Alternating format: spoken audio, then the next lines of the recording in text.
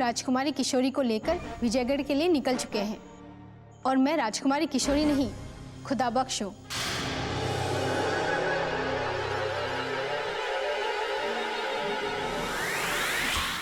यदि राजकुमारी किशोरी सहायता ना करती तो इतनी सरलता से भाग निकलना संभव था, परंतु शिवगढ़ के समस्त महायोद्धाओं को इसका पता चल गया है, इसलिए वो हर दिशा से हमें घेरने का प्रयास कर रहे हैं।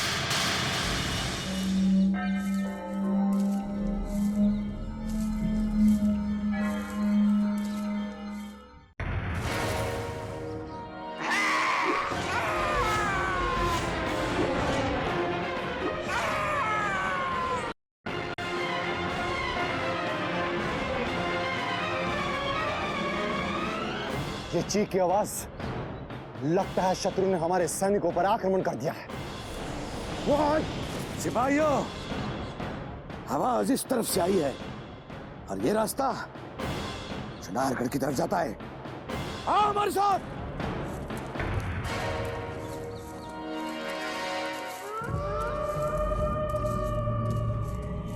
ये चंगेज, लगता है तारा सिंह ने धोखे से हमारे सैनिकों को मार गिराया है।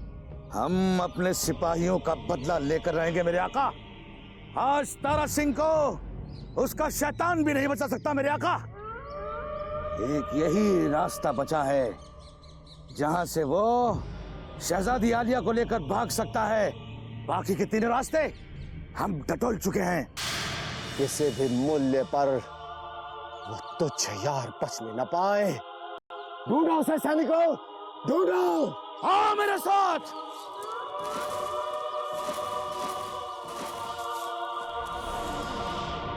अभी तक माधव सिंह जी लौटकर क्यों नहीं आए?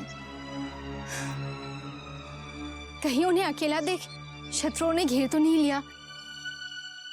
कहीं कोई दुर्घटना तो नहीं घटी उनके साथ? महादेव की तीसरी आंख का नाम माधव सिंह है राजकुमारी जी।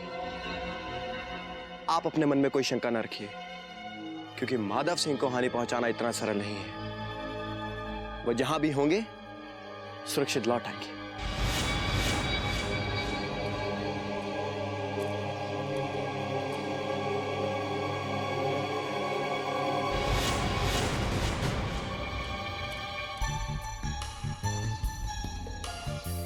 इस तरफ बढ़ने वाले शत्रु को हमने मौत के घाट उतार दिया, परंतु अन्य शत्रु कभी भी यहां आ सकते हैं राजकुमारी जी। अब यहां रुकना व्यर्थ है, हमें ऐसे प्रस्थान करना होगा। ठीक कहते हो तारा सिंह। इसके पहले शत्रु की दृष्टि हम पर पड़े, हम पिछले द्वार से चुनारगढ़ की ओर चल पड़ते हैं। जी आइए राजकुमारी जी।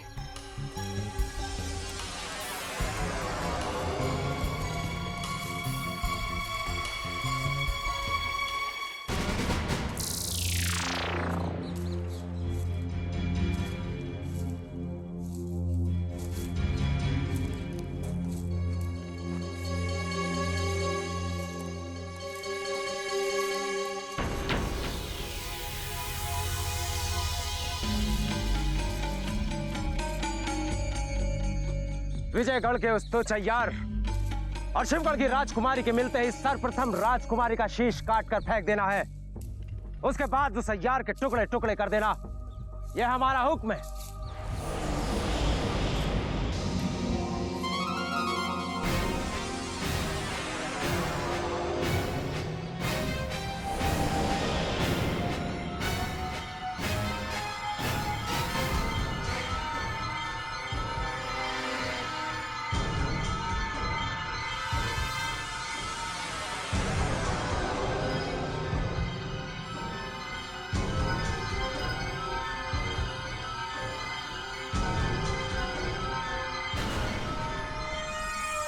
यूं मुर्दों की तरह सर झुकाए क्यों खड़े हो तुम सब लोग?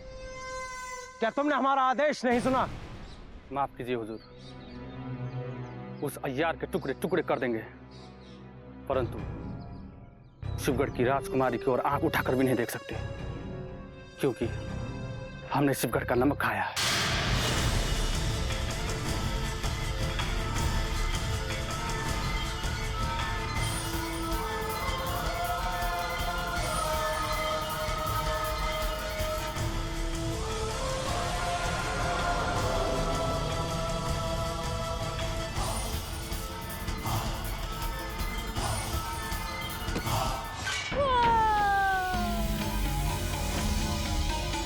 अब यदि किसी ने इस यमराज की आज्ञा का उल्लंघन करने का साहस किया तो अंजाम इससे भी ज्यादा भयानक होगा।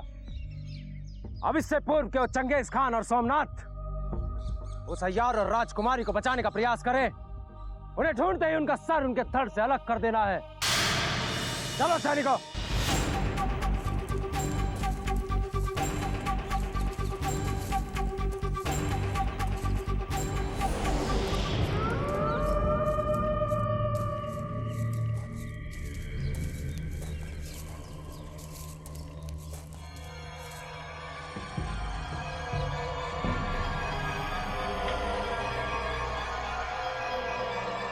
दूर दूर तक वो दुश्मन नजर नहीं आ रहा मेरे आका। यकीनन यकीनन वो विजयगढ़ का जासूस शहजादी आलिया को लेकर मैनपुरी के खुफिया रास्ते से निकल गया है, जिस रास्ते पर पहले से ही भवानी सिंह है मेरे आका। नहीं चंगेज नहीं, यदि भवानी सिंह ने देख लिया तो वो उस तुच्छ यार से पहले राजकुमारी किशोरी की हत्या कर देगा। हमें किसी भी स्थिति में भवानी सिंह से पहले राजकुमारी किशोरी तक पहुंचना है, समझे? चलो।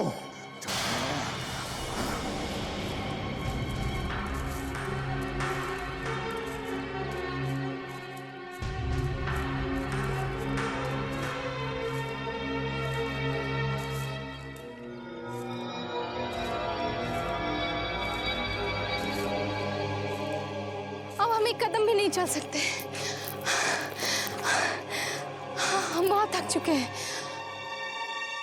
यहां रुकना मृत्यु को निमंत्रण देना है राजकुमारी जी, क्योंकि अभी भी हम शिवगढ़ की सीमा के भीतर हैं। बस थोड़ा साहस रखिए, सीमा समाप्त होते ही हम सुरक्षित स्थान पर पहुंच जाएंगे।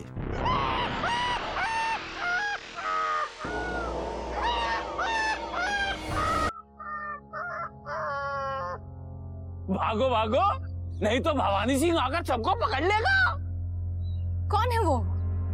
एक पागल बाबा हैं जो मुझसे पहले भी मिल चुके हैं, परंतु वो यहाँ की सब जानकारी रखते हैं। अरे खड़े खड़े तुम लोग देख क्या रहे हो?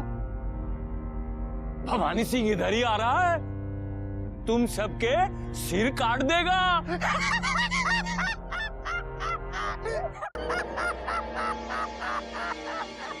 तारा सिंह, तुम राजकुमारी को लेकर आगे बढ़ो, मैं भवानी सिंह को रोक के आता हूं। जो आज्ञा माधव सिंह जी।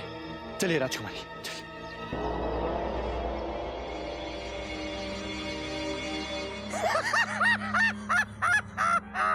भागो भागो, मगर मैं तो यहीं बैठा रहूंगा, लेकिन तुम लोगों को भागना पड़ेगा।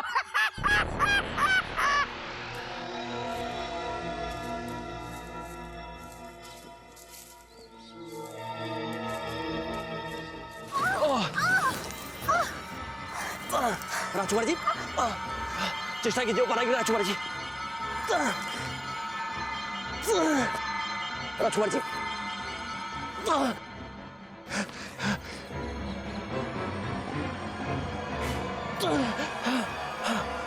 आप ठीक है राजकुमार जी?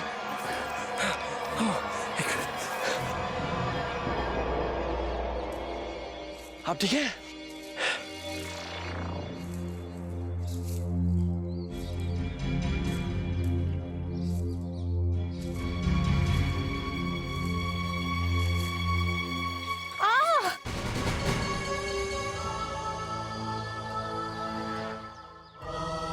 कांटा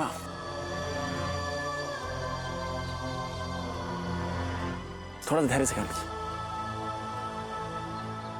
एक पल के लिए धैर्य रखिए राजकुमार जी, थोड़ा धैर्य से कर लीजिए, थोड़ा सा धैर्य से कर लीजिए। डरता देखो रहा, एक पल के लिए धैर्य रखिए राजकुमार जी।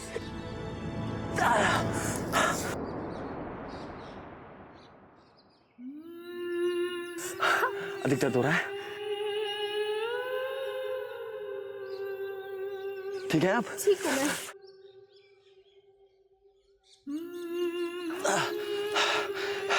आइए राजकुमार जी,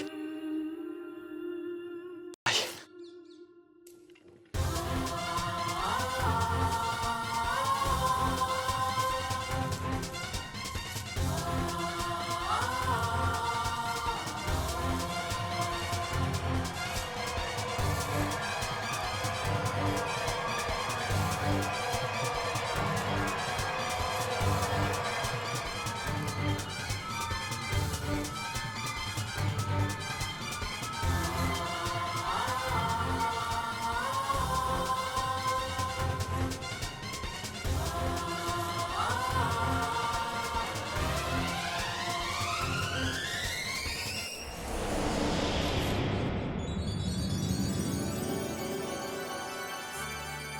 भाग्य से हमें नाव मिल गई राजकुमारी जी।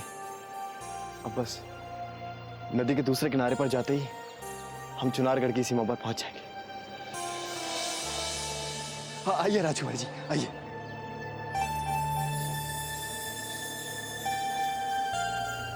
नाविक, हमें तुरंत चुनारगढ़ की सीमा पर पहुंचा दो। हम तुम्हें मुंह मांगा धन देंगे। आइए।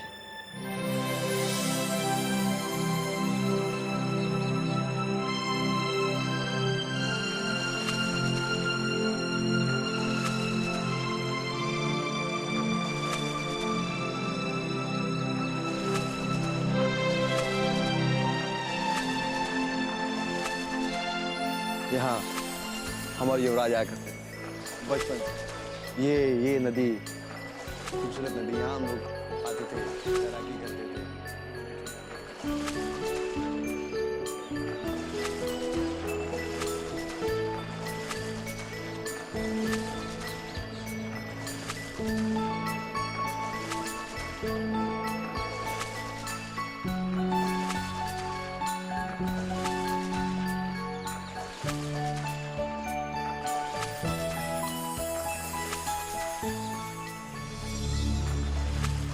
नाविक, ये नाव उस ओर क्यों मोड़ रहे हो? इस ओर तो संबलपुर है।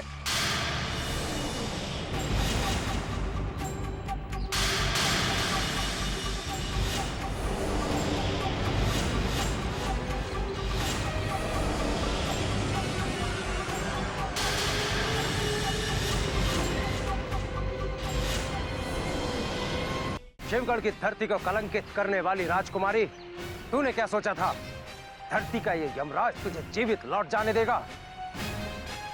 आज तेरी मृत्यु निश्चित है। आगे मत बढ़ना भवानी सिंह, वरना खामोश तो चैयार, तुझे भी मृत्यु भवानी सिंह के हाथों ही मिलेगी। किंतु इस कलंकिता की मृत्यु के पश्चात, और यदि अब मृत्यु से पूर्व एक शब्द भी बोला तो यमराज की कसम टूट जाएगी, और इस शत्रु की कुलवधु बनने का स्वप्न देखने वाली राजकुमारी से पूर्व ही हम तेरे शरीर के टुकड़े टुकड़े कर देंगे। यदि हमारी मृत्यु तुम्हारे हाथों निश्चित है तो हमें मरने से कोई डर नहीं, किंतु मृत्यु से पूर्व हमारे मुख से केवल उस देवता का नाम निकलेगा जिसे सारा संसार युवराज इंद्रजीत सिंह के नाम से जानता है। किंतु तेरी मृत्यु के पश्चात ये सारा संसार महाराज शिवदत्त के इस इकलौते स्वामी भक्त की पूजा करेगा।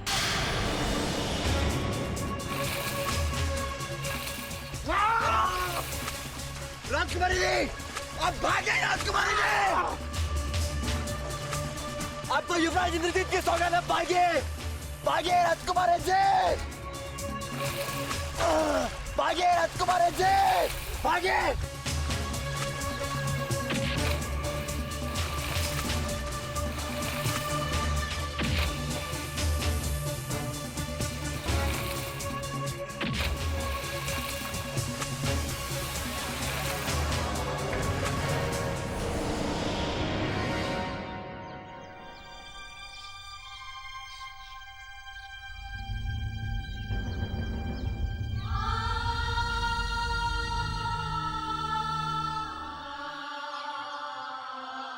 पंडित जी, पंडित जी, खुदा बख्श, तुम अचानक यहाँ? हाँ पंडित जी, मैं आश्रम गया था, लेकिन आपके शिष्यों ने बताया कि आप नदी पर हैं। किंतु हम तो तुम्हें राजकुमारी और महल की निगरानी करने का हुक्म देकर आए थे। तुम अचानक यहाँ कैसे आ गए? पंडित जी, मजबूरी थी। राजकुमारी किशोरी विजयगढ़ के जासूस तारा सिंह के साथ फरार हो गई हैं। ये क्या कह रहे हो तुम? खुदा बख्श, कह दो कि ये झूठ है। पंडित जी, आपसे झूठ बोलना खुदा से झूठ बोलना है, लेकिन बदकिस्मती से ये सच है। राजकुमारी किशोरी ने खुद उस जासूस को कैद खाने से आजाद कराया ताकि वो उसके साथ विजयगढ़ जा सके और युवराज इंद्रजीत से उनकी मुलाकात हो सके। इतना बड़ा कांड हो गया और तुम खामोश देखते रहे? तुमने राजकुमारी को रोका क्यों नहीं? या फिर कहीं इतनी बड़ी जिम्मेदारी तुम्हें सौंपकर हमसे ही तो कोई भूल नहीं हो गई? यदि हमारे रमन ने इस दुर्घटना के बारे में हमें जरा सा भी बताया होता तो महल को तुम्हारे भरोसे छोड़कर हम इस तरह यहां पर नहीं आते। महल में छुपे दूसरे शत्रुओं को इस बात का पता चल गया है या अभी? भवानी सिंह, सोमनाथ और चंगेज खान को इसकी भनक लग गई है और इसलिए वो महल में कहीं भी नजर नहीं आ रहे हैं। इसका मतलब तो यह हुआ कि वो तीनों दुष्ट भी राजकुमारी और उस अय्यार की तलाश में निकल चुके हैं। आपका अंदाजा गलत नहीं हो सकता पंडित जी, लेकिन शायद इस बात की खबर अभी तक किसी और को नहीं लगी है। नहीं लगी तो लग जाएगी। राजकुमारी का महल से गायब होना कोई छोटी बात नहीं है। तुम एक काम करो, तुम फौरन शिवगढ़ जाओ और वहीं महल में रहकर हमारा इंतजार करो। हम यहाँ के गुप्तचरों से पता करवाते हैं कि राजकुमारी और वह अय्यार इस वक्त कहाँ हो सकते हैं। जी पंडित जी। जाओ।